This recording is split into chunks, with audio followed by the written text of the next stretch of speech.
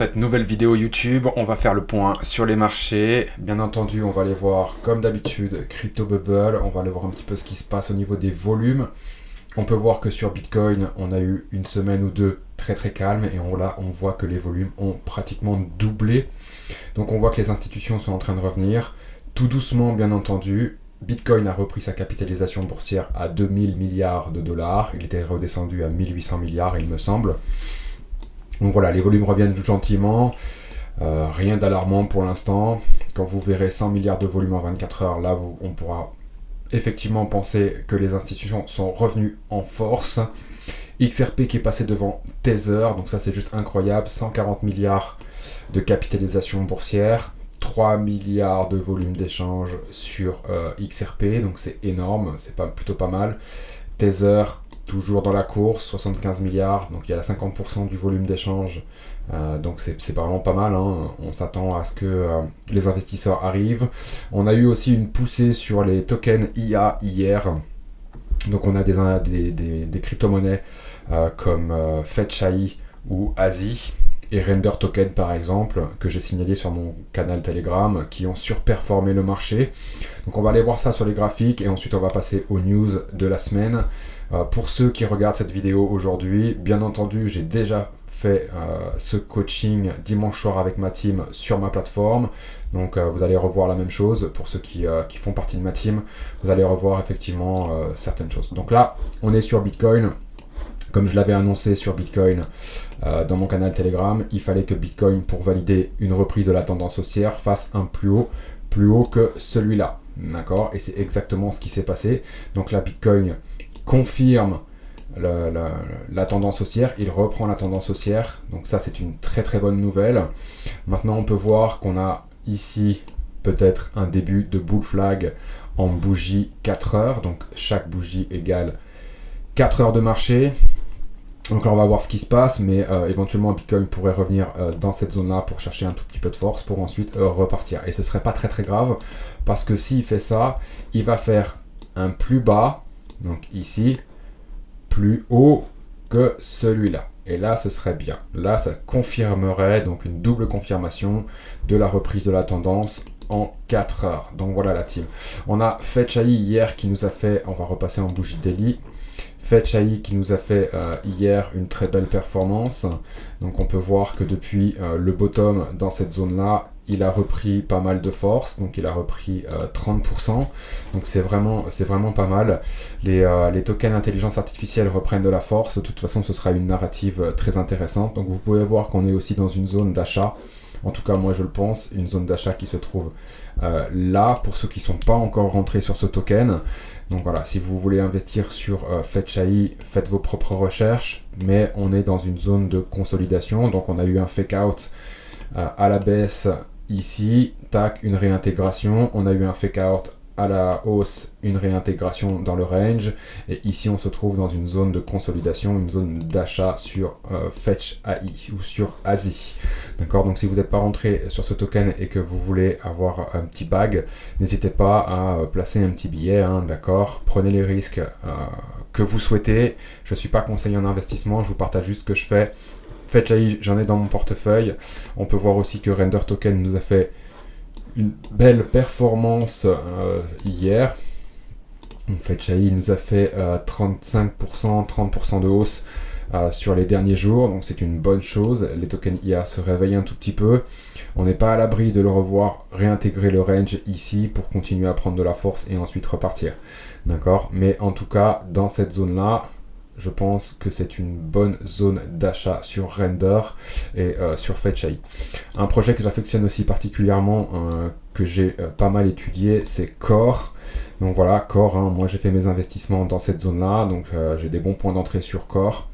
Je pense que Core peut surperformer le marché en 2025, tout simplement parce qu'il est dans la narrative de la DeFi sur Bitcoin, donc création de stablecoin éventuellement sur le réseau Bitcoin, enfin en piochant de la liquidité sur Bitcoin, donc Bitcoin qui est capitalisé à 2000 milliards de dollars, donc ce n'est pas rien du tout. Donc voilà, ce sont des projets que j'affectionne en ce moment, et voilà, si Core redescend encore dans ce range ici, je pense que je reprendrai mes investissements sur Core. Je vous partage Link aussi. Alors Link, j'ai refait des investissements. Donc pour ma part, j'ai réinvesti 4000$ sur Link quand il était ici, pile poil sur le support ici. Pourquoi le support? Tout simplement parce que une touche, deux touches, ici il revenait et c'est soit il cassait pour aller plus bas, soit il faisait son rebond. Donc j'ai pris le risque d'investir 4000$ sur Link, tout simplement ici. Je vais jouer la carte éventuellement de l'ETF Link en 2025. Ça ne regarde que moi, bien entendu. Vous n'êtes pas obligé de faire comme moi, mais voilà, moi j'ai rechargé 4000$ de Link pile poil sur les 20$. Donc voilà, j'ai plutôt un point d'entrée moyen assez intéressant sur Link qui est aux alentours des 10$. Voilà. Donc là j'ai rechargé à peu près dans cette zone là. Pour l'instant Link confirme une reprise de la tendance haussière, mais pour que ce soit vraiment confirmé, comme sur Bitcoin et vous l'avez vu, il va falloir qu'il passe au-dessus de cette zone. Donc là il faudrait qu'il refasse un petit pump qui confirme la reprise de la tendance haussière pour ensuite aller plus haut sur le moyen long terme. Donc voilà, on va passer aux news, la team. Beaucoup de personnes m'ont demandé qu'est-ce qui se passe avec la puce de Google, la puce d'ordinateur quantique de Google. Donc ça fait trembler un peu le monde de la crypto-monnaie, mais regardez, on a déjà des sociétés crypto qui sont déjà en train de rebondir sur ça. On a Solana qui est désormais intouchable face à la menace quantique. Donc voilà, hein, ils vont faire des mises à jour sur leur blockchain pour justement que ce soit beaucoup plus robuste. Je vous laisserai aller lire l'article sur Coin Tribune. Donc voilà, allez voir, hein, c'est très intéressant. Donc on a déjà des technologies qui sont déjà en train de se mettre en place pour faire face à ce genre de situation. Donc bien entendu, ça rassure les investisseurs parce que bah voilà, hein, sur Solana, on sait qu'il y a des baleines. Solana, XRP, Cardano. Voilà, ce sont de grosses crypto-monnaies où il y a aussi des baleines, et quand il y a des baleines en investisseurs sur ce genre de projet, bien entendu, ces nouvelles rassurent les investisseurs pour ne pas enlever leurs fonds et donc voilà, pour que le prix continue à augmenter. Donc ça, c'est une très très bonne nouvelle. Pourquoi? Parce que si Solana le fait, bien sûr que les autres vont le faire. Donc voilà, ils vont peut-être même s'inspirer de Solana pour mettre en place cette nouvelle mise à jour sur leur blockchain pour justement rassurer les investisseurs, ce qui serait une bonne chose. Mais bon, avant de voir un ordinateur quantique craquer une blockchain, ce ne sera pas tout de suite, bien entendu, mais c'est déjà une bonne chose si les sociétés rebondissent tout de suite pour pouvoir se protéger de ça et rassurer les investisseurs. Donc voilà, on a aussi Metaplanet qui vise les 10 000 BTC en 2025, donc elle s'inspire de MicroStrategy, vous connaissez tous MicroStrategy maintenant. Donc Metaplanet qui est une société japonaise, d'accord, qui fait exactement la même chose que Michael Saylor avec MicroStrategy. MicroStrategy, je tiens à le rappeler, qui détient aujourd'hui plus de 446 000 bitcoins dans son portefeuille. Il a encore investi 2 milliards de dollars il y a quelques jours sur Bitcoin. Donc Michael Saylor ne lâche pas, hein. Il se tient à sa stratégie, il achète du Bitcoin peu importe le prix. À partir du moment où il a de la liquidité, il achète le Bitcoin, il fait sa vie, il fait son DCA.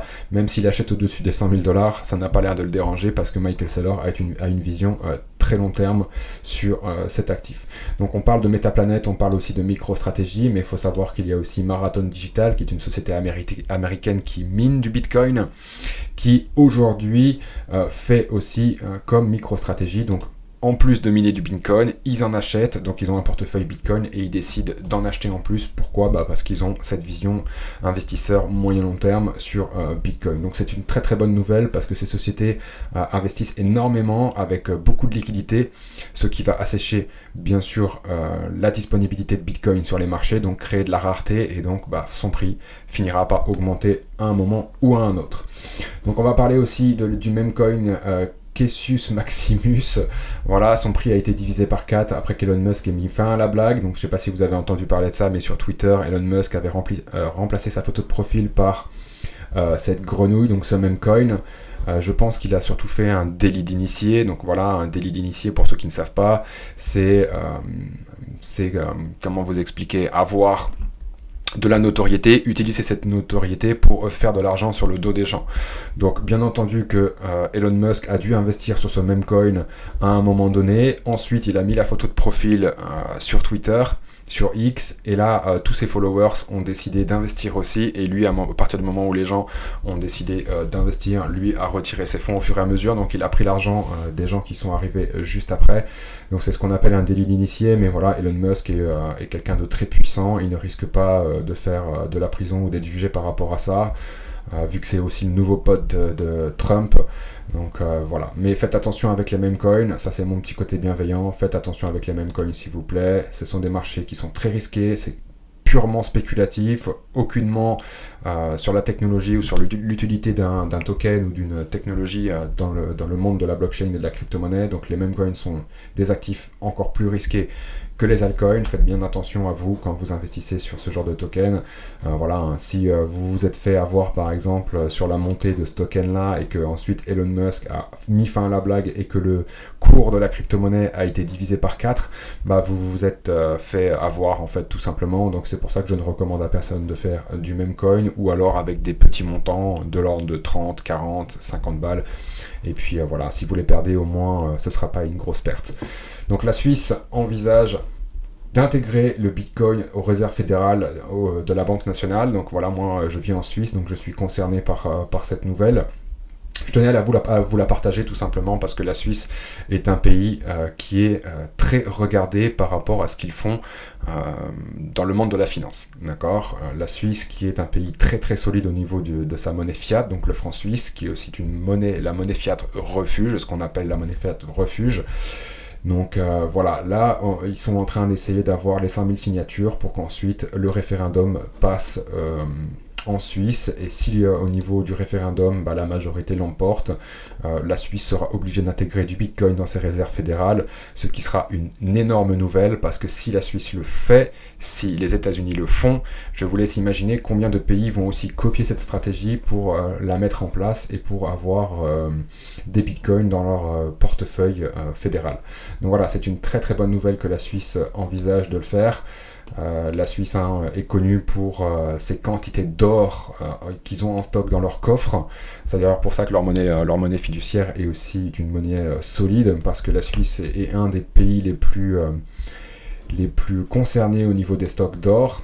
D'accord, je ne vous expliquerai pas comment ils ont eu cet or-là, mais voilà, je vous dirai juste Deuxième Guerre mondiale, vous allez comprendre.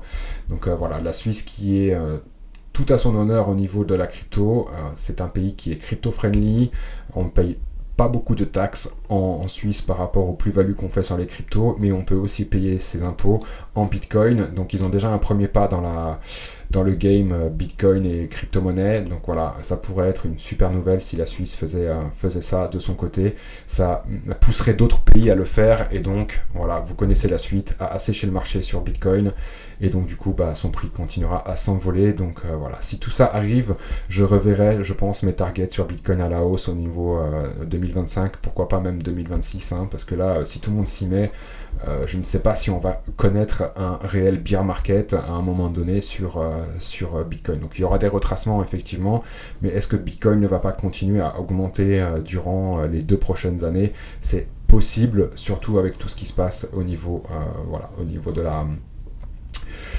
de ces pays qui veulent faire une réserve fédérale de Bitcoin. Donc voilà la team, c'était une courte vidéo pour vous faire un peu le briefing sur ce qui se passe. N'oubliez pas, Bitcoin, surveillez-le, il faut que Bitcoin retrace, mais qu'il ne descende pas en dessous de ce support. S'il redescend en dessous de ce support, malheureusement, on confirmera une tendance court terme baissière, et on pourrait revenir aux alentours des 80-85 000 $ dans cette zone-là que j'ai surligné en zone d'or Fibonacci. Donc voilà la team, c'était le Crypto Chef, j'espère que cette vidéo vous a plu. N'hésitez pas à liker, à lâcher votre commentaire, à partager cette vidéo à vos amis. On se dit à bientôt pour une nouvelle vidéo YouTube. Ciao la team.